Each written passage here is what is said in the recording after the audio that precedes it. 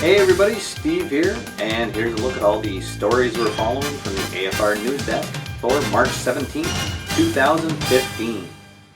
Our lead story this week comes from over at play.com, where they've been putting out some teaser information for one of their upcoming sets for History Maker Baseball.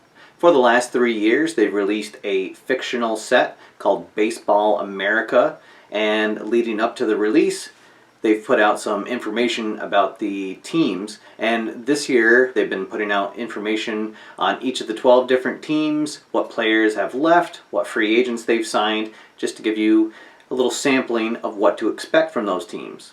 They've also updated the main play.com page with an overview of what to expect for the upcoming season. The 2015 Baseball America set is going to be released on March 30th, and also the 2014 Pro Season will also be released at the end of this month. For the third week in a row, Strat-O-Matic is having a spring training sale. This week they have the 1960 and the 2009 sets on sale for 25% off using the code SPRINGTRAINING3. For the past couple of weeks, we've been following a new game that's out on Kickstarter right now, bottom of the ninth, from Dice Hate Me Games, and they've passed another stretch goal. They actually went through it in about 4 hours over this weekend, and they're getting close to passing another stretch goal this evening. So that's a really exciting Kickstarter campaign. It's going really well. You can check out the links below if you haven't seen it yet. Also, be sure to check out the preview that I put up of the game about a week and a half ago. It gives you a good overview and also a full playthrough of the game.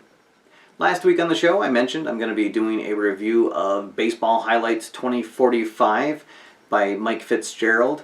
And for those of you waiting on a review, there was a really great one that went up today from the Game Boy Geek over on the Dice Tower Network. He gave a really glowing review of the game and shows some samples of play, and it looks like a really fantastic game. I know I'm having fun playing out a couple of games, getting ready for my review, but for those of you that are waiting to see that game in action, definitely check out the Game Boy Geeks review, and stay tuned for my review. It should be going up sometime later next week.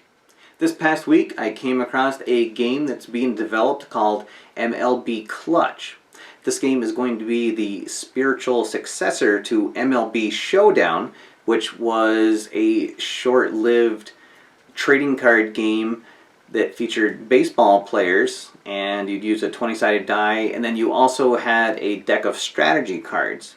So this game will use a lot of the same mechanics, but they fine-tuned some things, changed some rules around, and it looks like a really exciting release for anybody that was interested in that MLB Showdown.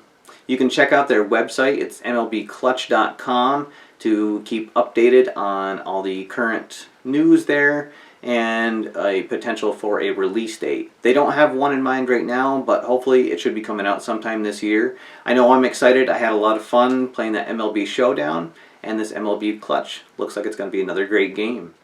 And finally, I just had to share this news story with everybody. I came across this on the Delphi forums on the Tabletop Sports page, and there is a company that's putting out a game called RPM Baseball, and this game you're going to actually use a record to play the game. It has 5 different tracks on it, and somehow they've designed the record so that when you put the needle down, it'll randomly skip to one of the tracks, and it's going to play out your at-bat to let you know the result of it. So definitely it's the most unique baseball game idea that I've heard of, and who knows, maybe something you'd want to check out, but just wanted to share that with the viewers here at AFR. And now let's take a look at new releases. Over at APBA Games, they have 2 new sets for their APBA soccer game. First up, they have the Great Teams of Men's Soccer World Cup Volume 3, and then also the 2013-14 European Champions set. Downey Games has brought back both TV Pro Wrestling and TV Pro Wrestling 2 to their catalog, and they also released the 2015 Yearbook for their Ultra Quick College Hoops game. And then finally, over at Home Court Games, they've released the 71, 72, 77, and the 1997 men's set for their home court bowling game. And now it's time for the question of the week. So this was just by far the biggest contest that I've run on the show so far. The number of viewers that I got to watch the show, the number of new subscribers that came in was just overwhelming. Thank you really to everybody that has joined the channel. It was a really fun week, and I almost hate to see it come to a close. As you remember last week, the contest prize, it was for a custom dice bag designed by Geekcraft, and it's going to be with a bottom of the ninth theme to it. And I asked everybody what was the most exciting pack of cards that they ever opened. There were a lot of great responses from a lot of different areas of life that you can open up a pack of cards. And the winner was Alex Burns, who said that his most exciting pack was when he finally pulled a Nicodemus Wheatley Experience 2 card from the Deadlands Doomtown game. That was an old collectible card game that was out, I guess, almost 20 years ago now. It actually just got a reboot with Doomtown Reloaded. But Alex, congratulations on winning that prize. Send an email to stevenatower@gmail.com and let me know the name and address that you'd like your prize sent to. And again, thank you to everybody that commented on that. It was a lot of fun reading and replying to everybody's comments, and definitely some great trips down memory lane, and there will probably never be anything more exciting than that thrill of popping open a foil pack and looking to see what's inside. So no contest this week, but I do have a question for everybody, and that's, do you think that sports-themed games will lead players to trying sports simulation games? So with the current influx of a couple of great sports-themed games, Baseball Highlights 2045 and Bottom of the Ninth, for example, I feel like these are going to be games that will come to, board gamers' tables that normally wouldn't have a sports game on them.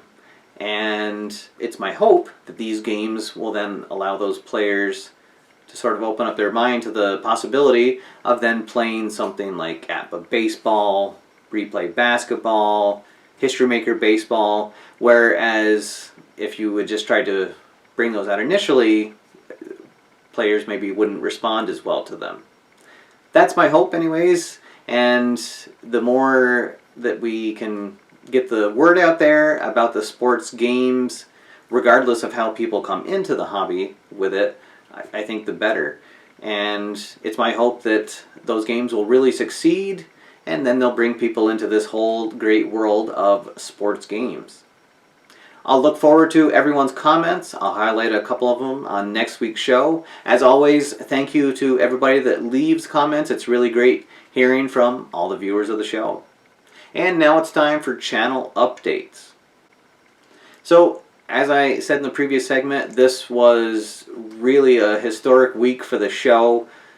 We received so many new viewers with the contest that we had. There were, I think, 40 new subscribers to the channel. So just last week we had passed the 600 subscriber mark, and now we're up to 640. Really just a fantastic week. Thank you to everybody who has joined the channel. Thanks to everybody that's been here from the beginning, helped spread the word about the channel. And onwards and upwards from here. It's a really exciting time here at the channel, and I'm excited to keep bringing you guys the news and reviews here every week. The next review I'm working on is Baseball Highlights 2045. I'm going to try to get that out maybe this weekend, and if not, hopefully early next week. And then I also have Hoops Tabletop Pro Basketball back in the queue, and I'm looking to get that review out hopefully by the end of the month. And as always, the news shows will go up every Tuesday night. If you haven't yet, please check out the Patreon campaign that's running. I'll post a link to that below. And also be sure to check out my AFR 2-minute drill. It's featured every other week on the Dice Towers board game breakfast, and I'll also post links to that in the show notes below. Alright everybody, that's all for now. Thank you for watching. My name's Steve, and I'll see you next time after further review.